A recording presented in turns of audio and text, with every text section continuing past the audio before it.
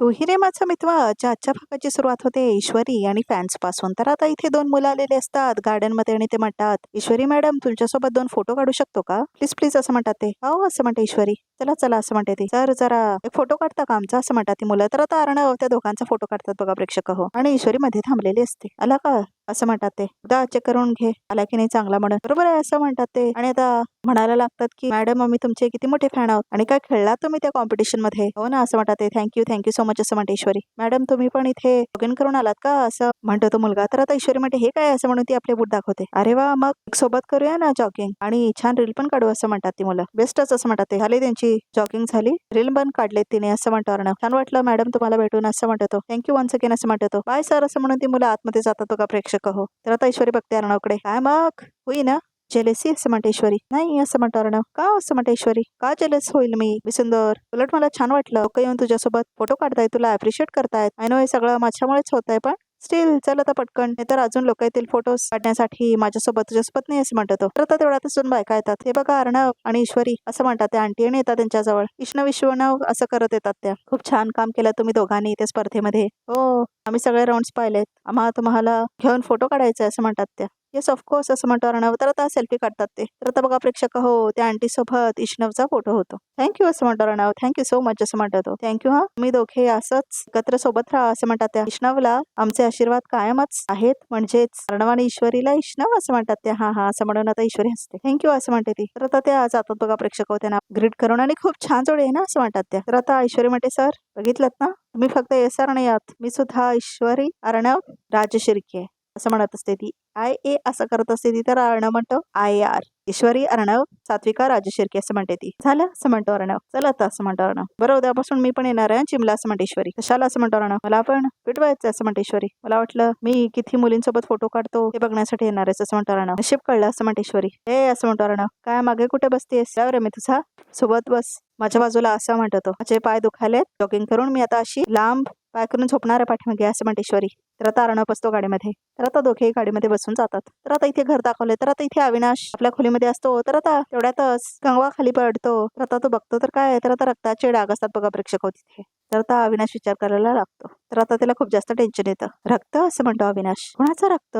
मी सुंदर असं म्हणतो अर्णव. पटकन फ्रेश होऊन येतो मी, माझ्यासाठी लवकर प्रोटीन शेक आणि ब्लॅक कॉफी बनव असं म्हणतो अर्णव. हो असं म्हणते ईश्वरी. अर्णव अविनाश मामा येतात आणि म्हणतात अर्णव असं बोलत असतं. तर आता अर्णव म्हणतो काय झालं. अरे काम होतं मी दोघंही माझ्या रूम मध्ये त्या का असं म्हणतो. काय झालं मामा असं म्हणतो. डाऊट आहे मला असं म्हणतो अविनाश. काय झालं असं म्हणते ईश्वरी. सांगतो मी प्लीज जरा रूम मध्ये या ना असं म्हणतो. बरं चल असं म्हणतो. तर आता अर्णव आणि ईश्वरी जातात बघा प्रेक्षक अविनाशच्या खोलीत. ईश्वरी असं म्हणतो अविनाश. मला डाऊट यायचा आहे असं म्हणतो अविनाश. हे बघ रक्ताचा डाग असं म्हणतो अविनाश. वॉट असं म्हणतो अर्णव. हे भगवान असं म्हणते ईश्वरी. बघू असं म्हणते ती. तर आता अर्णव आणि ईश्वरी बघायला लागतात कसला डाग आहे म्हणून. तर आता वल्लरी येते तेवढ्यातच. वल्लरीला खूप जास्त टेन्शन आलेलं असतं. काय चाललंय असं म्हणते ती. तर आता वल्लरी आतमध्ये आलेली असते. असं का सगळे बघतायत असं म्हणते ती. मी त्यांना रक्ताचा डाग दाखवत होतो असं म्हणतो अविनाश. रक्ताचे डाग काही काय असं म्हणते वल्लरी. तर आता ती बघायला जाते. आओ काही काय बोलताय. हे बघा नेलपेंट लावलं होतं सकाळी त्याचा डाग पडलाय असं म्हणते ती. जिकडे तिकडे रक्ताचे डाग कसे काय दिसतात तुम्हाला असं म्हणून ती हे बघा असं म्हणते. आणि आता नेलपेंट रिमूव्हर बाहेर काढते. नेलपेंटला रक्ताचे डाग म्हणतायत. बाई बाई बाई हे बघा असं म्हणते ती. आणि पुसून दाखवते नेलपेंट. हे बघा असं म्हणते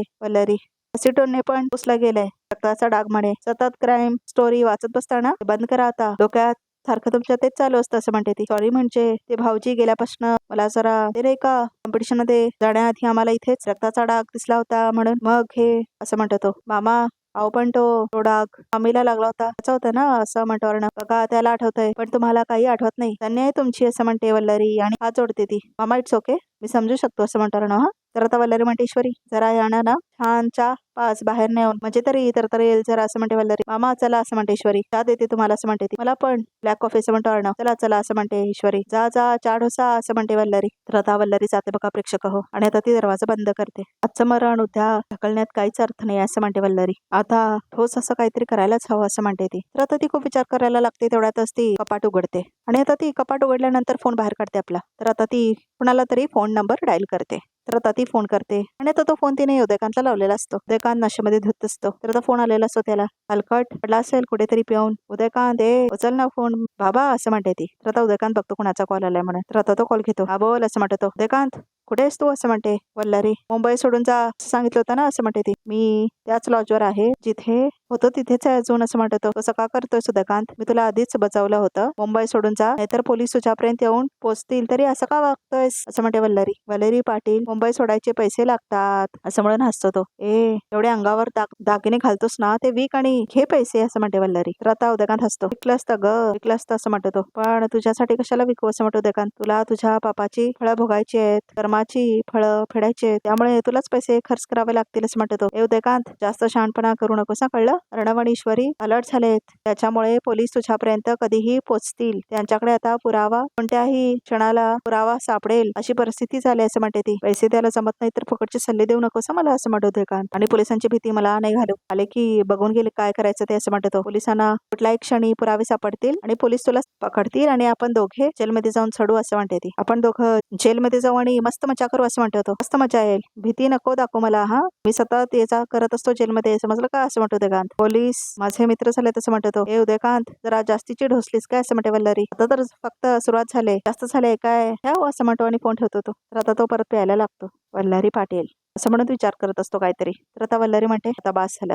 ह्या उदयकांतला विनंती करून झाली, धमक्या देऊन झालं तरी ऐकत नाहीये. म्हणजे आता ह्यावर एकच उपाय आहे. आता ह्याचा कायमचा बंदोबस्त करावाच लागेल आणि आता ती वेळ जवळ आली आहे असं म्हणते ती आणि हसते आता वल्लरी. तर आता बघा प्रेक्षक अर्णवला दाखवलंय. अर्णव तयार होत असतो तेवढ्यातच त्याला कॉल येतो. तर आता तो ते कॉल घेतो. बरं शिर्के असं म्हणतो. शिर्के म्हणतो सर तुम्ही निघालात का ऑफिसला यायला असं म्हणतो. हो मी ऑन द वे आहे पोचतोच असं म्हणतो. आपल्या बँगलोरच्या ऑफिसमध्ये शिपिंग कन्साइनमेंट मध्ये प्रॉब्लेम झालाय असं म्हणतो. वॉट असं म्हणतो अर्णव. तिकडच्या बँक मॅनेजरशी बोलणं झालं नाही का तुमचं असं म्हणतो अर्णव. मी त्यांना सांगितलं असं म्हणतो शिर्के. पण त्यांच्याकडून सिच्युएशन हँडल होत नाहीये. मला असं वाटतं की तुम्हाला तिथे जावं लागेल कारण कन्साइनमेंट खूप मोठे आहे सर असं म्हणतो. ऑफकोर्स माझी बेंगलोरची तिकीट बुक करा मी लगेच निघतो असं म्हणतो अर्णव. ठीक आहे असं म्हणतो शिर्के. ठीक आहे सर मी बुक करतो आणि तुम्हाला लगेच अपडेट करतो असं म्हणतो. ओके असं म्हणतो अर्णव आणि तयार होत असतो. तर आता तो आपला कोट सुद्धा घालत असतो. तर त्याचा कोट घालून होतो. तर आता तो कपाट उघड करतो आणि आता तो आपली बॅग बाहेर काढतो. सर म्हणत आता ईश्वरी येते. हे घ्या तुमची काळीकुठ कॉफी असं म्हणते ती. हे काय असं म्हणते ईश्वरी. एवढ्यात कंटाळा आला तुमच्या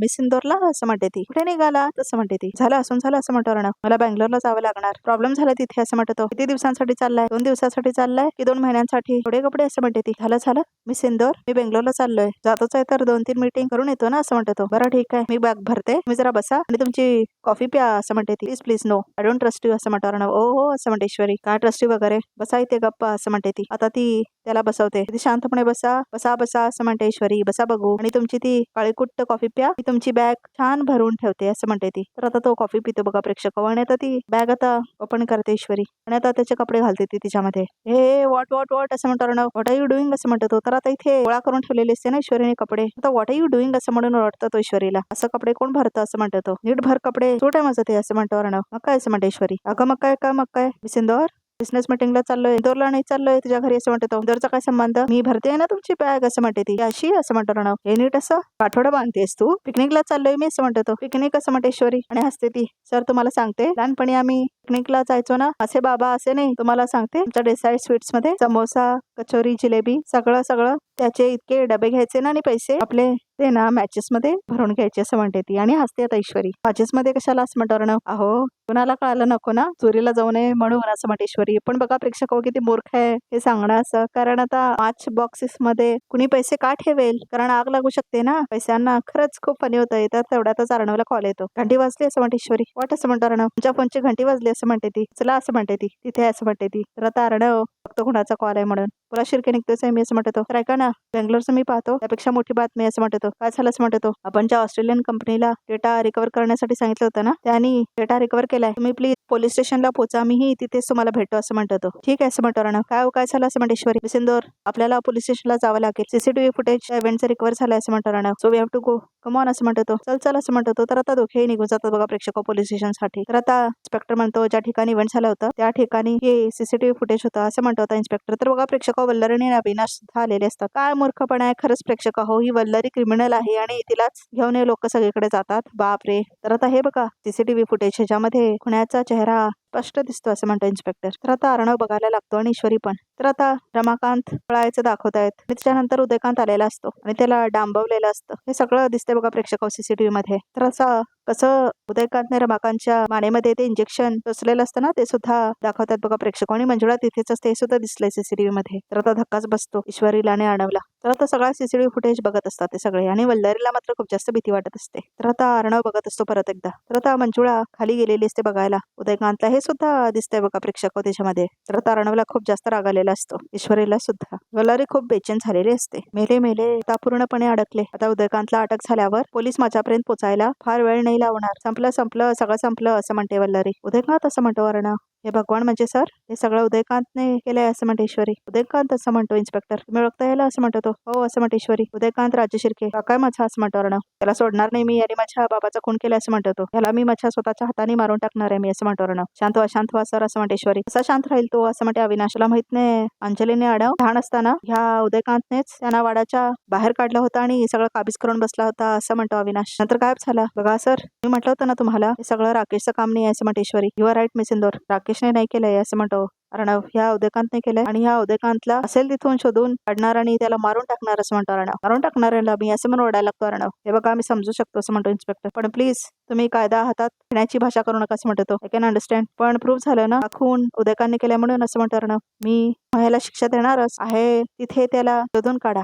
कुठे आहे तिथून शोधून काढा. पूर्ण ताकद लावा पण 24 तासामध्ये तो माझ्या समोर पाहिजे असं म्हणतो Arnav. Please it's a request असं म्हणतो तो. डोंट वरी आमची सगळी यंत्रणा कामाला लावली आहेत. आम्ही आजूबाजूच्या सगळ्या पोलीस स्टेशन मध्ये हे फुटेज पाठवलंय. लवकरच हा सापडेल असं म्हणतो पोलीस. हा कुठे आहे काय करतोय सगळी माहिती मिळेल असं म्हणतो तो. त्या संपूर्ण शहरात आज नाकाबंदी केली त्यामुळे हा शहराबाहेर तो नाही जाऊ शकणार. हा जर मुंबईत असेल तर नक्कीच सापडेल. सो डोंट वरी असं म्हणतो तो. तर आता खूप राग आलेला असतो अर्णवला. थँक्यू असं म्हणतो अर्णव. आम्ही आमच्या परीने प्रयत्न करतो. जिथे कुठे असेल ना मामा शिर्के यांना शोधून काढायचं आपल्याला असं म्हणतो अर्णव. मी लगेच कामाला लागतो असं म्हणतो शिर्के. हेच असं म्हणतो अर्णव. हा माणूस इतक्या वर्षांपूर्वी गायब झाला. तो अचानक ह्या स्पर्धेत कसं काय आला असं म्हणते ईश्वरी. आणि बाबा अचानक तिथे का आले होते. ते तर वारीला गेले होते ना असं म्हणते ईश्वरी. आणि मुळात त्याने बाबांवर हल्ला का केला असं म्हणते ईश्वरी. तेवढ्यातच वल्लरी निघून जात असते. तर आता अविनाश म्हणतो पुढे चाललीस. तर आता वल्लरी म्हणते माझी अपॉइंटमेंट आहे डॉक्टर सोबत आणि मी विसरून गेले असं म्हणते वल्लरी. आलेच जाऊन असं म्हणते ती. अचानक कसं म्हणतो अविनाश. म्हटलं ना डॉक्टरची अपॉइंटमेंट आहे ते सांगायचं विसरले तुम्हाला असं म्हणते ती. सॉरी असं म्हणते ती. सर असं म्हणते वल्लरी. आलेच असं म्हणते आणि हात जोडते आणि थांबते तिच्या समोर. त्या इन्स्पेक्टर समोर वल्लरी आणि निघून जाते तिथून. इन्स्पेक्टरला काहीतरी डाऊट आलेला असं वल्लरीवर. अचानक कसं काय हॉस्पिटल काय झालं हिला नक्की असं म्हणतो अविनाश. इथे यायच्या आधी आम्ही काहीच बोलले नाहीत. अशा अचानक डॉक्टरकडे का निघालेत असं म्हणते ईश्वरी. मला वेगळाच डाऊट येतोय असं म्हणते ती. नाही कन्फर्म करावं लागेल असं म्हणते ती. अर्णव काय तर बोलत असतो अविनाश. तर आता ईश्वरी म्हणते सर मी फॉर्मॅलिटीज पूर्ण करा मी जरा बाहेर जाते असं म्हणते. तिने आले असं म्हणून आता ईश्वरी बाहेर जाते बघा प्रेक्षक हो. तर आता इन्स्पेक्टरला कॉल आलेला असतो. एक्सक्यूज मी असं म्हणतो तो. डीसी साहेबांचा फोन. एक मिनिट हा असं म्हणतो इन्स्पेक्टर. येईन सर असं म्हणतो तो. ओके सर असं म्हणतो आणि आता उभारतो इन्स्पेक्टर. तर आता तो बाहेर जातो बघा प्रेक्षक इन्स्पेक्टर पण. आणि आता इथे अर्णव शिर्के आणि अविनाश असतात आणि फॉर्मॅलिटीज पूर्ण करत असतात. अर्णवला खूप जास्त राग आलेला असतो बघा प्रेक्षक हो. तर आता ऑटो म्हणत आता वल्लरी येते आणि आता ती रिक्षामध्ये बसते बघा प्रेक्षक हो. तर आता निघून जाते ती तिथून. तर आता ईश्वरी पण म्हणते रिक्षा. तर आता ती पाठला करायला लागते वल्लरीला. तर आता वल्लरीच्या पाठीमागून जात असते ती. तर आता पाठला करत असते ईश्वरी वल्लरीचा. तर आता उदयकांतला कॉल करत असते वल्लरी. मात्र उदयकांत तर दारूच्या नशेत झोपलेला असतो. उदयकांत फोन उचल. उदयकांत असं म्हणते वल्लरी. सांगत होते मुंबई बाहेर जा पण नाही ऐकलं माझं असं म्हणते वल्लरी. आता पोलीस पकडतील आणि गळ्यावरती फास आवळतील ना तेव्हा अक्कल येईल ह्याला. अरे मूर्खा फोन उचल. पोलिसांना कळलंय की तो खून तूच केलायस. फोन उचल असं म्हणते वल्लरी. तर आता उदयकांत फोन उचलतच नाही. तर आता फोन ठेवते ती. वल्लरीचा पाठलाग मात्र ईश्वरी करत असते. मामींचं वागणं अचानक एवढं विचित्र का वाटायला लागलंय असं म्हणते ईश्वरी. पोलीस स्टेशनला येईपर्यंत तर त्या ठीक होत्या आणि अशा अचानक कुठे निघाल्या असं म्हणते ईश्वरी. तर आता वल्लरीला दिसतं ईश्वरी तिचा पाठलाग करते म्हणून. हा रिक्षावाला एवढ्या स्पीडने काय येतंय असं म्हणते वल्लरी. तर आता तिला दिसतं ईश्वरी आहे त्या रिक्षाच्या पाठीमागे म्हणून. अरे देवा असं म्हणते वल्लरी. या रिक्षेत तर ईश्वरी दिसते. ती माझा पाठलाग करते की काय असं म्हणते वल्लरी. म्हणजे तिला नक्कीच माझा संशय आला. का गावा ही मुलगी असं म्हणते वल्लरी. नको इतकी अक्कल चालते हिची. उदयकांतकडे गेले तर हिला सगळं समजेल आणि मी अडकेल असं म्हणते वल्लरी. तिला गाफील ठेवण्यासाठी मला दुसरा रस्ता घ्यावाच लागेल असं म्हणते ती. तर ईश्वरी पाठलाग करत असते वल्लरीचा. दादा गाडी राईट से घुमाव असं म्हणते वल्लरी. तर आता ईश्वरी पण पाठलाग करत असते बघा प्रेक्षक वल्लरीचा. मामीना नक्की जायचंय कुठे असं म्हणते ईश्वरी. मामी आज तुम्ही कुठे जाताय ना हे मी शोधून काढल्याशिवाय राहणार नाही असं म्हणते ईश्वरी. वल्लरी मात्र बघतच असते ईश्वरीकडे त्या आरशातून. प्रचंड आगाऊ मुलगी आहे ही ईश्वरी. नको त्यावेळी नकोच्या ठिकाणी अक्कल वापरते. काही केलं तरी ही माझी पाठच सोडत नाहीये. काय करू मी कसं कटावू हिला असं म्हणते वल्लरी. तर आता बघत असते वल्लरी तिच्याकडे आरशातून. दादा लेफ्ट ले लो असं म्हणते वल्लरी. तर आता ईश्वरी पाठला करतच असते. तर आता हॉस्पिटल समोर जाऊन थांबते वल्लरी. थांबा थांबा असं म्हणते ईश्वरी. तर आता वल्लरी बघा प्रेक्षक तिथे थांबवलेली असते आपली रिक्षा आणि आता ती बघते पाठीमागे. ईश्वरीची रिक्षा गेली कुठे असं म्हणते वल्लरी. नक्की घरात परी गेली आहे की आणखीन कुठे गेली असं म्हणते वल्लरी. ईश्वरी अचानक कुठे गायब झाली असं म्हणते वल्लरी. इथेच कुठेतरी लपून लक्ष तर ठेवत नसेल ना असं म्हणते ती. थोडं फिरून आम्ही ते काय आल्यात असं म्हणते ईश्वरी. उतरून बघू का असं म्हणते ईश्वरी. रिक्षा तर दिसत नाहीये आणि मी हॉस्पिटलला जातीये असंच बोलले होते. गेली वाटतं. हे सगळं ना त्या उदकांमुळे घडतंय. वैताग आलाय मला या माणसाचा. फार थांबून चालणार नाही. ह्या डोकेदुखीचा इलाज करायची वेळ आलेली आहे. उदयकांतकडे जावंच लागेल. नाही पण एकटीने जाणं धोक्याचं आहे असं म्हणते वल्लरी. तर आता ईश्वरी विचार करत असते बघा प्रेक्षक. तर आजचा भाग इथे संपतो. बघा तरी मध्ये काय येते. काही वर्षांपूर्वी बाबा आणि मिस इंदोरच्या आईमध्ये काय घडलं ते सुद्धा ह्यानेच घडवून आणलंय. व्हेरी शुअर असं म्हणतो रणव. पण ईश्वरी म्हणते पण त्या घटनेमागे एका बाईचा हात होता असंच मला वाटतं असं म्हणते ईश्वरी. ती बरोबर बोलते असं म्हणतात आजी. सगळ्या प्रश्नांची उत्तरं एकच माणूस देऊ शकतो असं म्हणतो रणव. उदयकांत राज्य शिर्के असं म्हणतात. तर आता इथे उदयकांतला भेटलेली वल्लरीने ती म्हणते पोलिसांसमोर माझं नाव घ्यायचं नाही. काय करशील तू असं म्हणतो उदयकांत. तर आता ती त्याच्या कानाखाली मारते त्याला. तर बघा प्रेक्षक रिकॅप सुद्धा इथे संपतो. तर आमच्या चॅनलला नक्की सबस्क्राईब करा आणि आमच्या व्हिडिओला हेल्प करायला अजिबात विसरू नका. तर प्रेक्षक असेच एक्सक्लुझिव्ह पिक्स बघायचे असतील तर हा व्हिडिओ बघतच राहा.